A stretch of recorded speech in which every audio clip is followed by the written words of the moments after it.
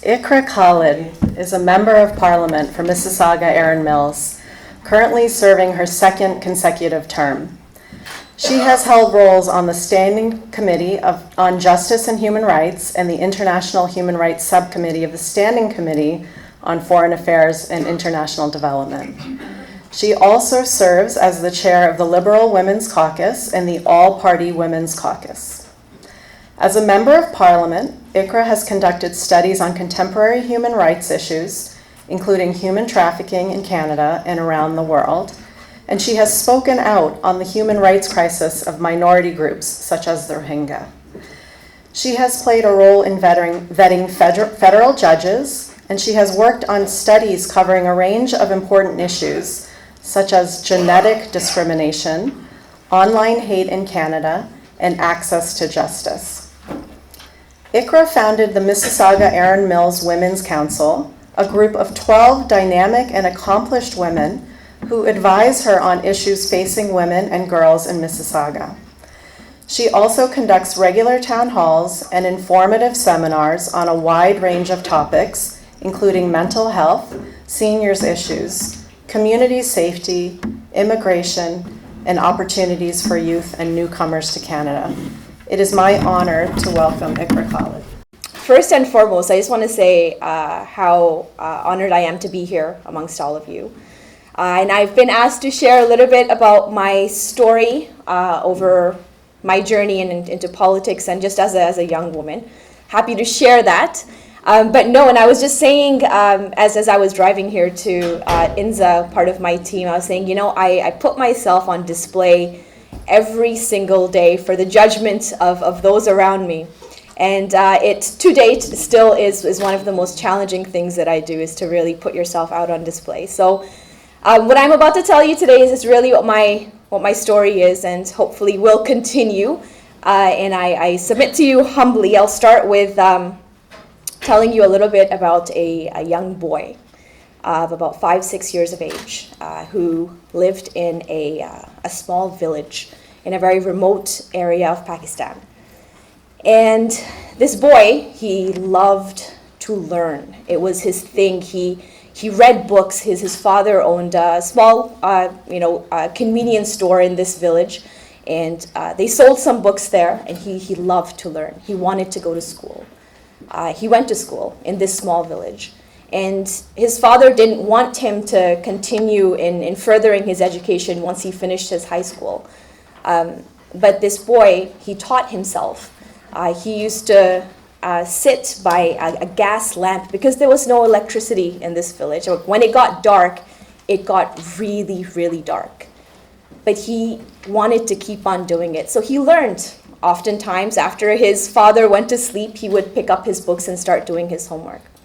He did his master's. It wasn't enough for him. He wanted to do more. At this time, he was now married and had a couple of kids, and was now teaching in this same village to kids there. He wanted other people to learn and to have that jazba and that junoon about education the way that he did. He then went on to teach at a university, and it still didn't feed his satisfaction to learn.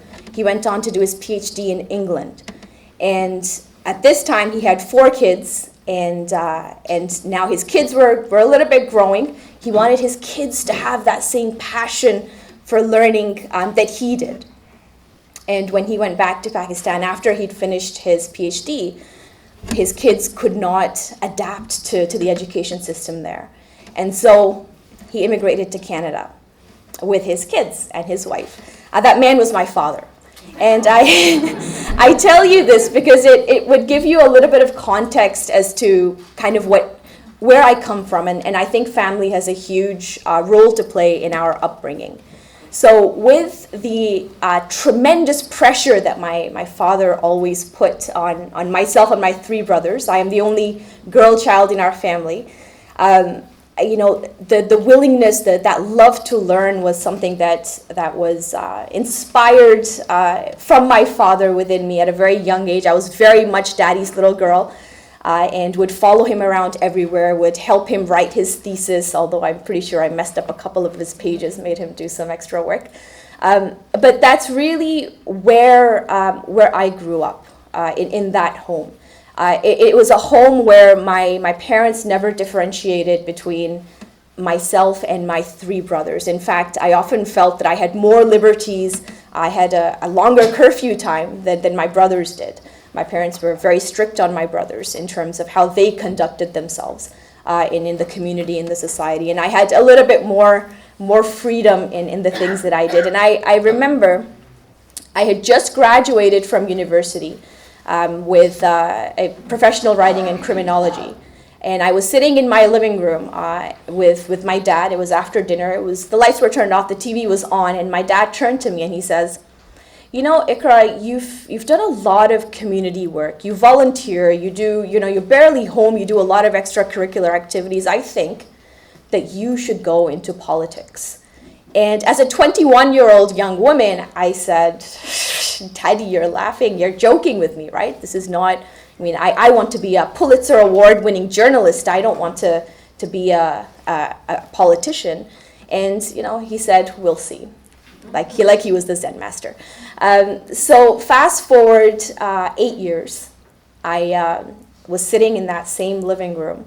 I had just completed my Juris Doctorate. I was now working at the City of Mississauga in their legal department, going through the articling process, and the riding of Mississauga-Erin Mills had just opened up for nomination. They were looking for a Liberal candidate within that riding.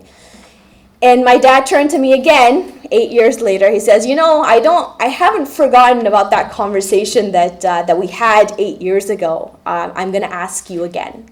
I think that you should run. I think you have those qualities that are needed. I've seen how hard you work. I see all the volunteerism that you do, and I think that you'll be great for our community. And this time I was forced to take him seriously because of the conviction with which he said it. That's something we always do as a family, is that we have consultations at the dinner table. And so we brought it up to my three brothers and my mom. And I joked with my mom. I said, "Mom, many years ago you had concerns about me being a journalist." And what she said to me, I don't know if you guys understand Punjabi, I'll try to add a little bit of Urdu flavor to it.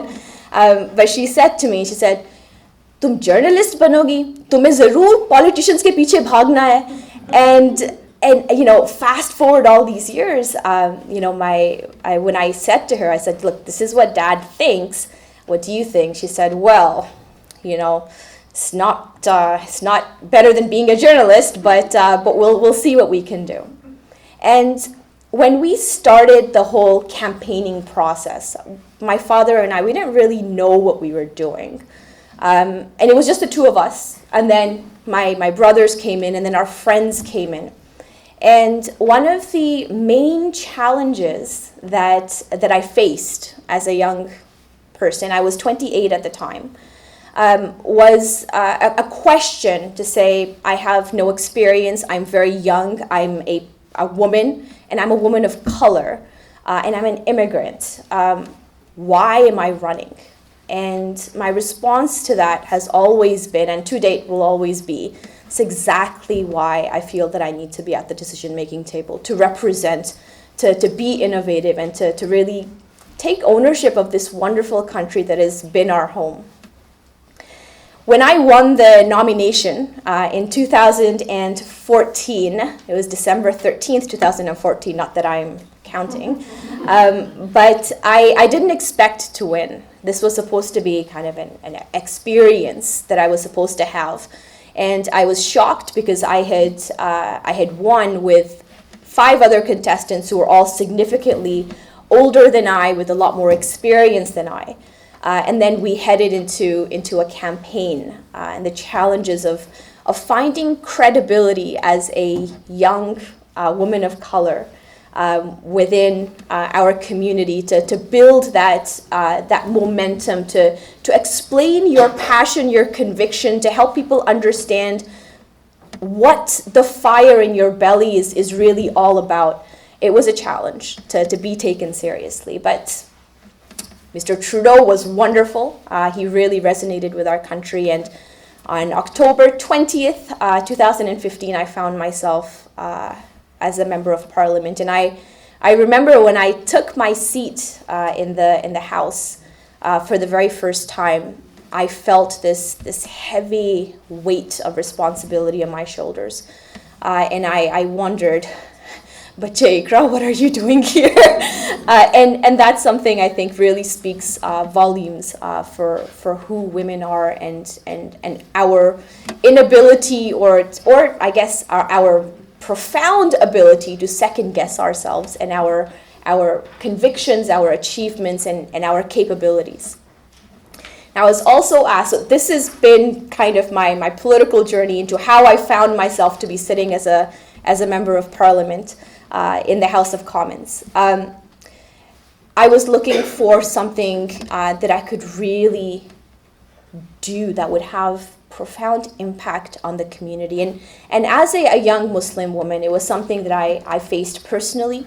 And I know that a lot of women, and especially just because of the visibility Muslim women face in our community on a daily basis, was the issue of Islamophobia.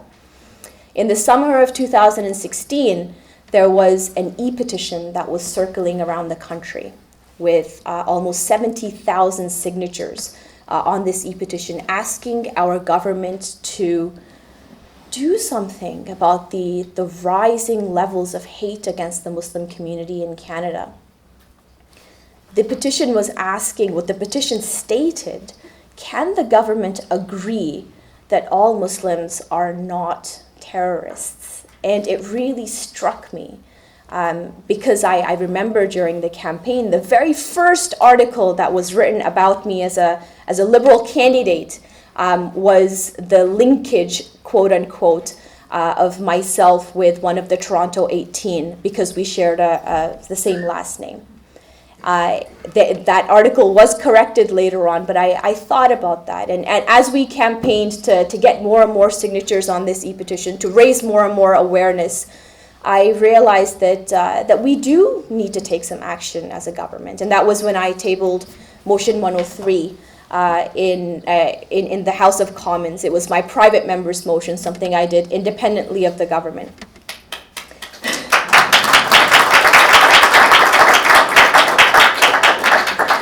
But I realized that it's not just the Muslim community that faces these challenges, that xenophobia, that racism, religious discrimination is very common and has been common throughout the history of any country, including a beautiful, diverse country like Canada, where the Italian community has faced racism in the past, or the Black community has, the Jewish community has and continues to, and now the Muslim community.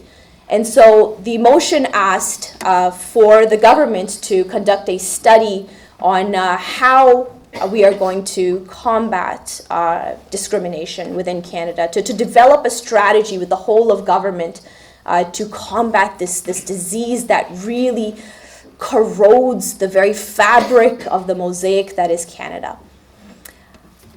It was supposed to be a kumbaya moment for the House of Commons. We were all supposed to unanimously agree that racism is wrong, that Islamophobia is wrong.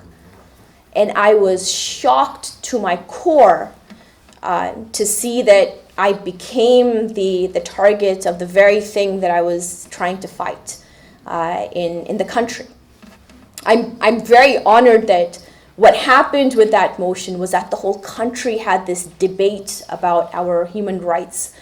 Whose rights are more paramount to whose rights? What is that balance? What is that compromise between the different rights and human rights that we have here as Canadians?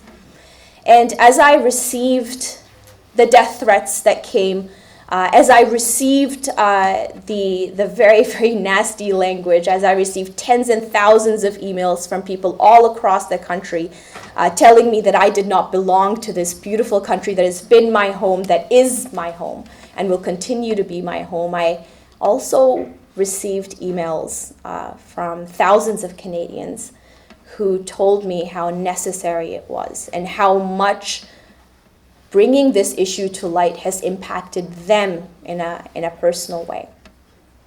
I will go off on a little tangent to tell you how that journey was through that experience of being in that national spotlight, of receiving all of this hate, of being under police security at times because the death threats were very real, of having my office invaded and having protests break out across the country and feel like you're at fault in some way for that to happen. There was a lot of talk, and this is like the gendered piece of it. There's a lot of talk about my weight, my skin color, my hair, my Muslimness, my ragheadedness, my XYZ. A lot of nasty languages were being used. But then there was one thing, and I think it impacted me more than the death threats, more than the nasty language, and it hurt me to my core. It was the paragraphs upon paragraphs on social media, on personal emails that were sent to me that were written talking about my eyebrows. Some thought they were too close together, some thought they were too far apart, but there was something obviously wrong with my eyebrows. And I broke down. I said, now what? So I went to my esthetician. I said, come on, guys. You gotta fix these. The country thinks they're wrong.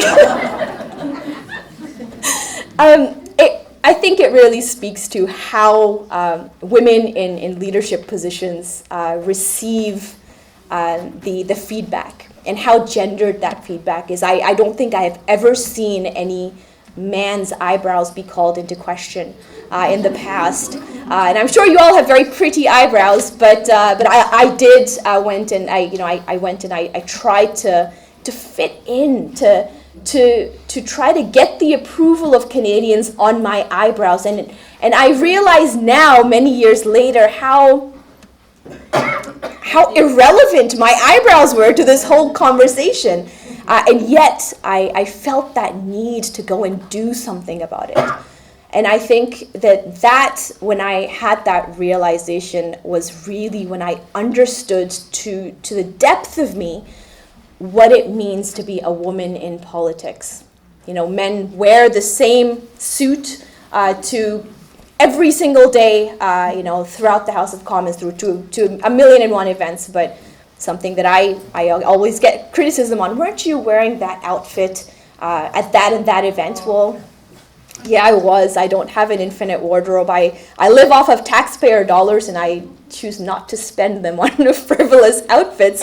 But as I continued through Motion 103, which was voted for in the majority in the House of Commons, and the study was conducted, we were able to secure $23 million for vulnerable communities within our country because of the work of that motion. And that was a span of 2 years. We just dished out the last bit of what was left over of that funding. And then based on the work of Motion 103, we established an anti-racism strategy within our country. We established an anti-racism secretariat. And we established, I think, we established an understanding amongst young Muslim women especially that they belong in our country.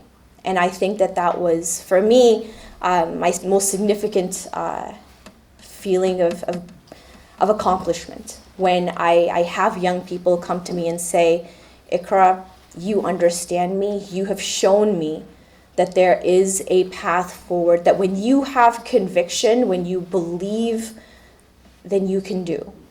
And I think that encouragement speaks volumes for how we progress as a country here in Canada.